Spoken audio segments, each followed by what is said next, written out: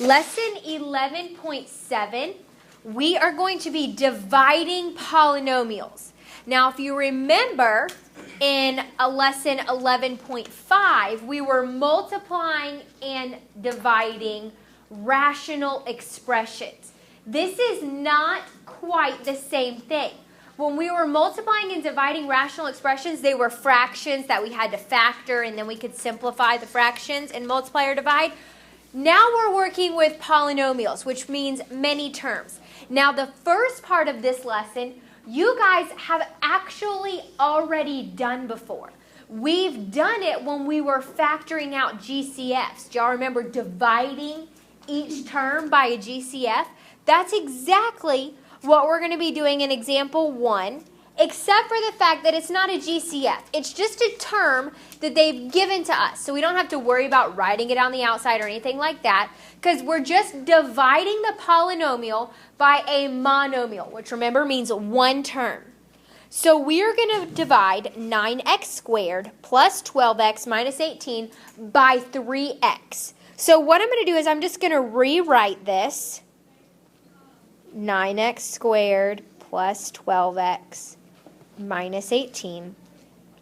And I'm going to divide every single one of these terms by 3x. So I'm just going to write divided by 3x, divided by 3x, divided by 3x. Y'all remember problems looking like this when we were dividing out a GCF? So now all I want to do is just reduce. What is 9x squared divided by 3x? 3x. Does everybody see where I got that from? All I did was I said, what number goes into 9 and 3? 3. How many x's can I cancel out? 1. So I'm left with 3x over 1, which is just 3x. So let's do the same thing to 12x plus, or divided by 3x. Excuse me. Now pay attention to your signs, because signs matter. So we've got 12 divided by 3, which is 4. So it's a positive 4. And then what happens to the x's there? They cancel out. So I'm just left with plus 4. Now what is different about this problem than when we were dividing by GCFs is now we've got negative 18 divided by 3x. And we haven't really done something like that, well, that you knew of. We can reduce this just like we would any other problem. Back when we first started reducing rational expressions in 11.3 and 4, I think it was 4, we would have problems like this. What number can go into both 18 and 3? 3. 3 goes into 3 one time. 3 goes into 18 6 times. Is there anything for the x to cancel out with? Nope. So I'm just going to leave my problem as minus 6 over x. Now, here's the one thing that you have to remember. You cannot write it minus 6x because the x is in the denominator. And if we move it to the numerator, then we've changed the problem, and we cannot do that. So this is our final answer, just like this. Okay? Negative 6 over x would be considered our remainder, technically. Okay? So let's do the next one. We're going to do the next one the exact same way. And I'm going to divide every single one of these terms by 4x.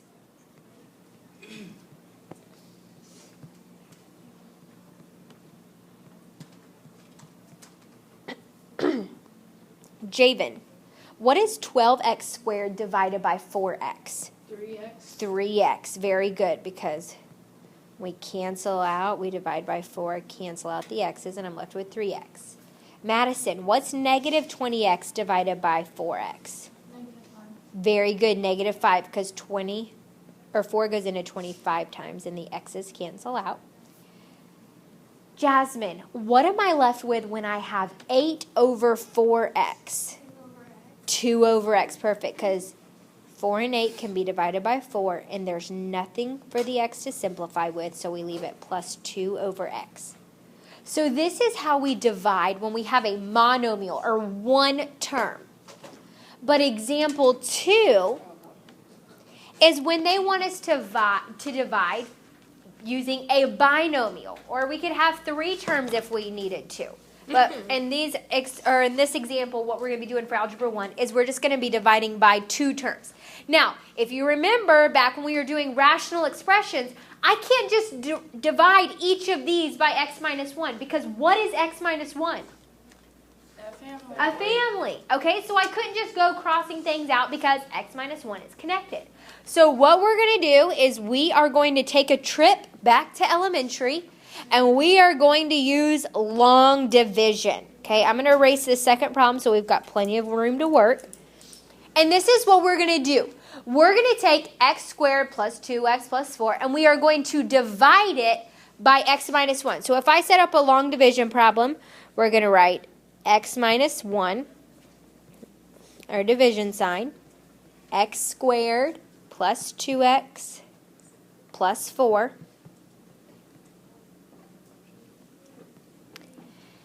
Now this seems like it's going to be kind of tricky, maybe complicated, but if you listen, it's really not all that complicated. So this is what we're going to do. We are going to look at the first term in each problem. The first term here is x, and the first term here is x squared. And the whole goal is to get this first term on the outside to be identical to the first term on the inside. So this is where we ask ourselves, what could I multiply by x to make it identical to x squared? 1x. X. Okay? We don't really need to do a 1 there because will 1 change anything? No. So we've determined that if I multiply x by x, I'm going to get x squared. So this is what we're doing. We're going to write that x right over top of its like term. See how 2x is the like term of x? We don't want to write it over x squared because that can be misleading of how many terms your answer is going to have. So we write it over x. Now all I'm going to do is I'm going to distribute. So I'm going to take this x that I've determined is going to give me x squared, and I'm going to multiply it by both terms. X times x is x squared. X times negative 1 is negative 1x. Now here is a rule that you have to memorize. This rule is that once I do that, now I change the sign of both terms of my answer. So x squared is going to become negative x squared, and negative 1x is going to become positive 1x. The whole reason why we do that is so that these first terms right here will cancel out. That's the whole point of division because we want that to go away. So now that those cancel out, we're just going to add like terms. What's 2x plus 1x? 3x. Now, just like in traditional division, I'm going to bring the next term down, which is positive 4, and I'm going to start the process all over again. I'm going to ask myself, what do I need to multiply by x to make it identical to 3x? 3. So right beside this, and now let's ask ourselves this. In order to make it identical to 3x, am I multiplying by a positive 3 or a negative 3? Positive. So we're going to write plus 3. If you needed to multiply by a negative, we would write minus 3. Then we're going to do distributive property. 3 times x is 3x. Then again, 3 times negative 1 is negative 3. Then what was the rule I told you to memorize? Change the sign, so this is going to become negative 3x, positive 3. First terms cancel out. That's the whole point. If that doesn't happen, you know you've done something wrong.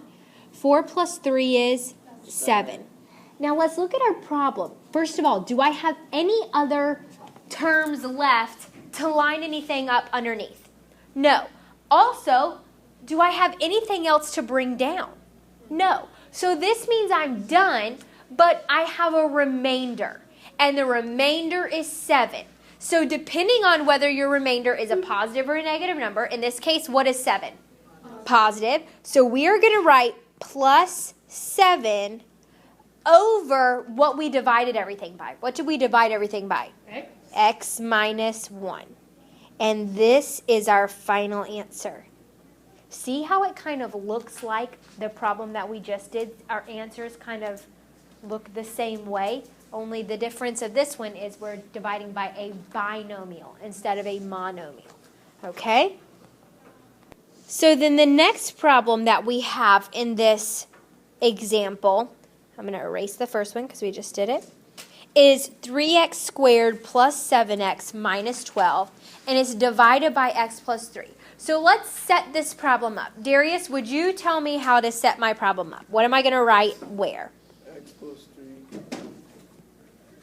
And then put the little house, I guess. Okay, your division bar. And then write 3x squared plus 7x minus 12. Very good.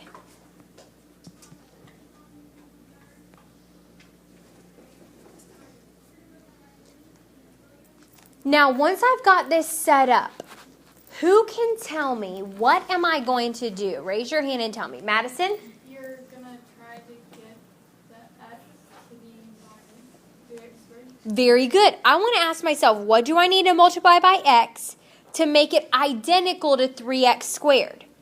What should I multiply by? 3x. Very good. Sometimes we multiply by a number and a letter. Okay?